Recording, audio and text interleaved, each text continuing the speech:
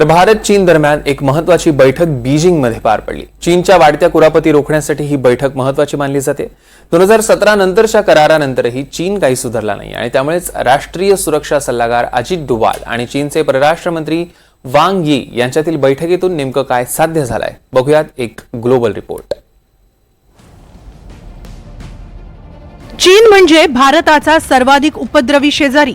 हा शेजारी अनेकदा भारतीय प्रदेशात घुसखोरी करतो आणि कालांतराने काही झालंच नाही अशा आविर्भावात भारताशी मैत्रीपूर्ण संबंध जपण्याचा आभास निर्माण करतो आणि याच मैत्रीच्या आड पुन्हा भारताच्या प्रदेशावरचा दावा काही सोडत नाही। त्यामुळे बीजिंगमध्ये मंगळवारी झालेली बैठक महत्त्वाची मानली जाते।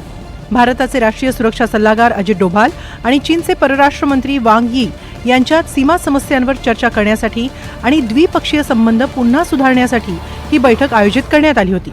भारत चीन विशेष प्रतिनिधींची 5 वर्षांनंतर अशी भेट झाली आहे। ही भेट महत्त्वाची असण्यामागे कारण म्हणजे चीनची आतापर्यंतची हेकेखोर वृत्ती। चीनशी भारताचा संघर्ष अलीकडे वाढला तो डोकलाम घटनेनंतर। 2017 मध्ये लडाख जवळच्या डोकलामवरून भारत चीन सैन्यात संघर्ष निर्माण झाला। तब्बल 73 दिवस हा संघर्ष लांबला। डोकलाम जवळ चीनकडून रस्त्याचं बांधकाम करण्यात आलं। या बांधकामाला भारतानं विरोध दर्शवला। चीनकडून सैन्याची जमवाजमव होताच भारतानेही जशास तसं उत्तर दिलं। अनेक चर्चांनंतर अखेर हा वाद मिटला। आता पुन्हा गेल्या काही वर्षांपासून चीननं डोकलामला लागून असलेल्या भागात आपल्या हालचाली वाढवल्या। तर गेल्या 8 वर्षात चीननं भूतान सीमेलगत 22 गावं वसवल्याचं सॅटेलाइट इमेजेसमधून स्पष्ट दिसतंय। डोकलाम जवळच हा भूभाग आहे।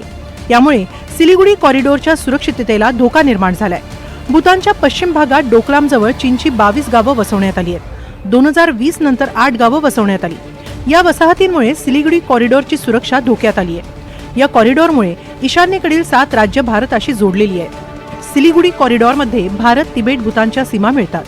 2016 पासूनच चीनची गावं वसवण्यास इथं सुरुवात झाली। जिऊ हे 22 गावांपैकी सर्वात मोठं चीनी गाव।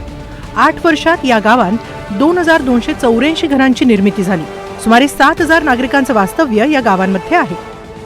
2017च्या भारत चीन यांच्यामधल्या डोकलामच्या संघर्षानंतर भारत आणि चीनमध्ये करार झालेला होता आणि त्या करारानुसार 2012 मध्ये भूतानच्या बाबतीमध्ये एक स्टेटस को मेंटेन ठेवण्याच्या संदर्भामध्ये जो करार झालेला होता तो बरकरार ठेवण्याचा किंवा तो पुढे चालू ठेवण्याचं चीनने मान्य केलेलं होतं।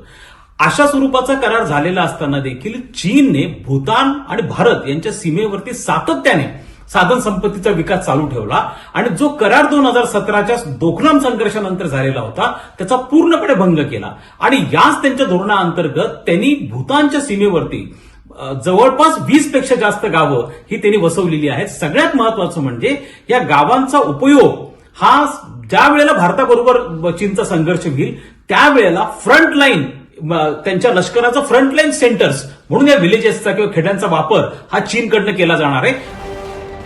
या सर्व वसाहती चीनी लष्करातील अधिकारी, कर्मचारी, मजूर, बॉर्डर पोलीस दलातील कर्मचाऱ्यांनी वसवल्या।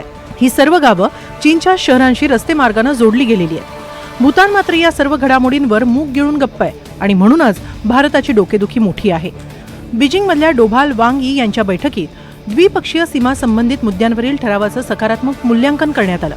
तसंच कराराची अंमलबजावणी सुरू ठेवण्यास मान्यता देण्यात आली। 2005 मध्ये मान्य मार्गदर्शक तत्वांनुसार सीमा प्रश्नावर तोडगा शोधणं, सीमेवर शाश्वत शांतता आणि स्थिरता प्राप्त करण्यावर सहमती, सीमापार दळणवळण सहकार्य वाढवणं, भारतीय यात्रेकरूंसाठी जिजांग तीर्थयात्रा पुन्हा सुरू करणं, सीमेपलीकडील नद्यांवर सहकार्य आणि नाथुला पास इथं व्यापार सुरू ठेवणं, तसंच 4 वर्षांपासून थांबलेल्या द्विपक्षीय संबंधांची पुनर्बांधणी करण्याबाबत चर्चा करण्यात आली। वांग यी यांनी भारताबरोबर काम करण्याची तयारीही दर्शवली आहे। मात्र चीन आपल्या बोलण्यावर कायम राहील याचा काही नेम नसतो। त्यातच इतर शेजारी राष्ट्रांचा तटस्थपणा भारतासाठी चिंतेची बाब आहे। यातून भारत आता नेमका कसा तोडगा काढणार हे पाहावं लागेल। Bureau report, NDTV Marathi.